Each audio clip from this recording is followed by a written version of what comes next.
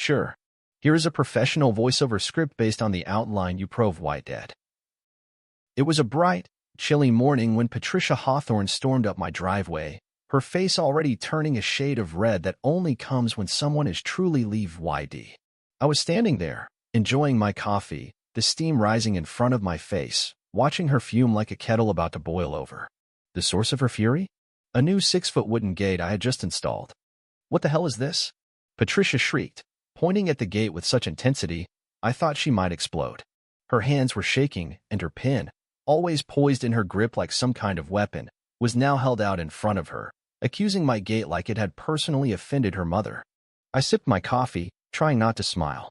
She had no idea what she was walking into. No idea that this gate wasn't just a new addition to my farm, it was a carefully calculated trap I'd been setting for 3 months. But let me back up a bit. My name's Nathan Brooks, and about 3 years ago, I made the decision to leave the hustle of city life and settle into what I thought was paradise Willarest Estates. It was a quiet suburban neighborhood at the edge of the city, with plenty of land to fulfill my dream of starting a small organic farm. 5 acres of fertile soil, clean air, and the promise of a peaceful life. At first, everything was perfect. The neighbors were friendly. The sun was always shining. My tomatoes were thriving, and I even had a local restaurant, Chef Roberto's, asking me for more of my produce. Life was good. But then, 6 months ago, Patricia Hawthorne became our HOA president. I had seen my fair share of difficult people, but Patricia, well, she was something else entirely. Always dressed in crisp business suits, even on weekends carrying a clipboard like it held the keys to the universe. I first encountered her on a Tuesday morning. I was checking my tomatoes, enjoying the quiet, when I heard the unmistakable sound of her pen tapping, tapping, tapping. I turned to see her standing on my property line, her nose wrinkled like she'd just walked into a rotten egg factory. "Mr. Brooks," she said in that icy voice that made my spine stiffen, "I've received complaints about odors coming from your operation." I almost laughed. "You mean the smell of fresh compost?" I asked. "That's how vegetables grow, Patricia." But she wasn't having any of it.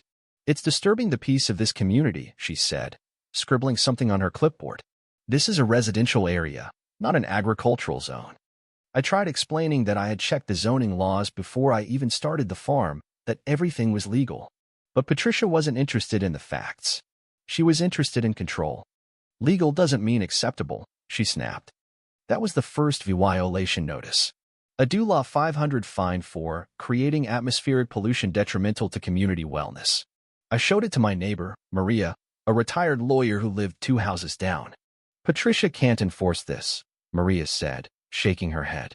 "It's baseless." But I could see the worry in her eyes. We both knew Patricia wouldn't stop there. Over the next few weeks, Patricia's inspections became routine.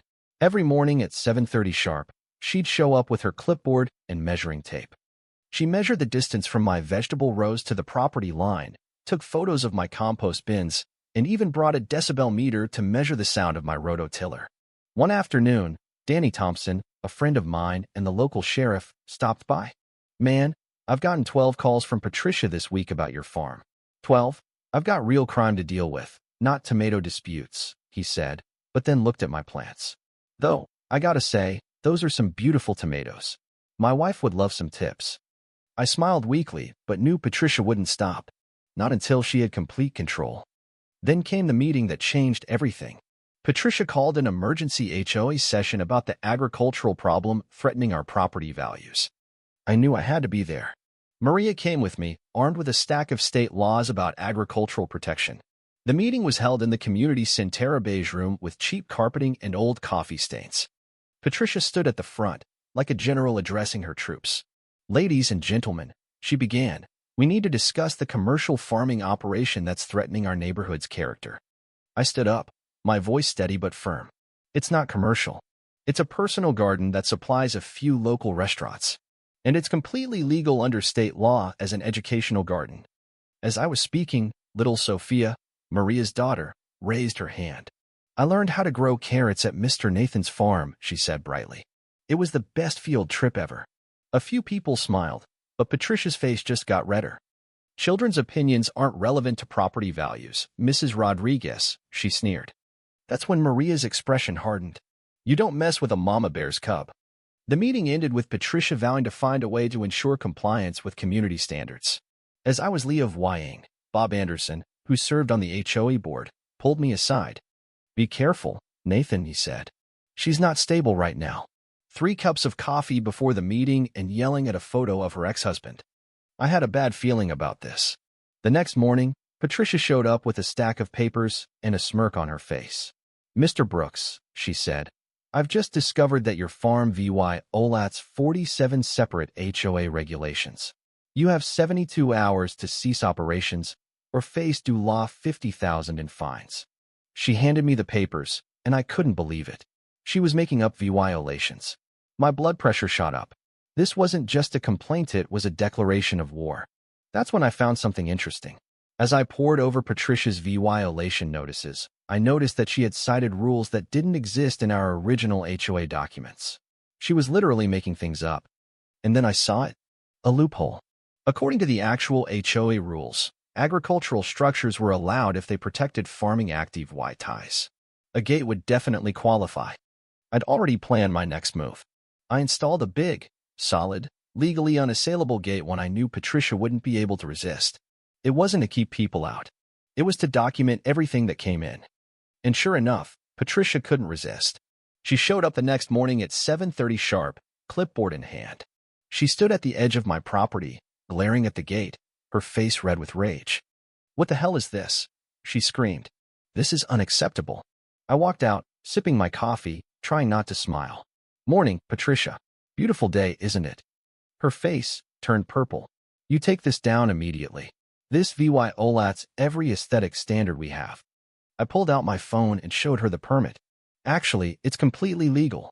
County approved. HOA compliant. Even matches the neighborhood's color palette." She kicked the gate. Actually kicked it like a toddler throwing a tantrum. Her designer heel snapped off, and she stumbled. It was ridiculous. "I don't care what your permits say," she snapped. "I need access to inspect your property." "No, you don't," I replied calmly. "You're not a police officer. You're not a city inspector. You're just a neighbor with a clipboard and too much free time." That's when Patricia completely lost it. She pulled out her phone and started recording a live video, broadcasting to the HOA community page. "Everyone needs to see this," she ranted. "Nathan Brooks has erected a fortress to hide his illegal activities. This is what happens when we allow degenerates into our community." But she didn't realize she still had the dog filter on. Her rant went viral in the neighborhood, and soon, the whole place was laughing. 2 days later, I met Sarah Martinez at the farmer's market.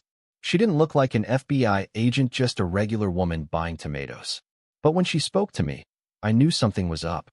"Patricia Hawthorne has attracted our attention for other reasons," she said quietly. "Keep documenting everything. We'll be in touch." As Patricia spiraled into madness, Sarah was already building a case that would bring Patricia down. The day Patricia made her move, we were ready. To make a long story short, Patricia's embezzlement, bribery, and threats all came to light. The FBI got involved. Her plans unraveled. And in the end, Patricia learned the hard way. Sometimes the best trap is the one that catches someone in their own web of hatred. And the best revenge isn't fighting back with fire, it's levying well and watching as the world changes around you. That gate wasn't just a piece of wood. It was a symbol of everything we stood for. And it stood tall, always open, welcoming anyone who wanted to learn, grow, and be part of something better. Patricia lost everything. But we, the community, grew stronger. What do you think? Have you ever faced someone like Patricia? Let me know in the comments below. Did I handle it the right way? Or should I have taken a different approach? Your thoughts might just spark the next big conversation in our community. Let's talk about it.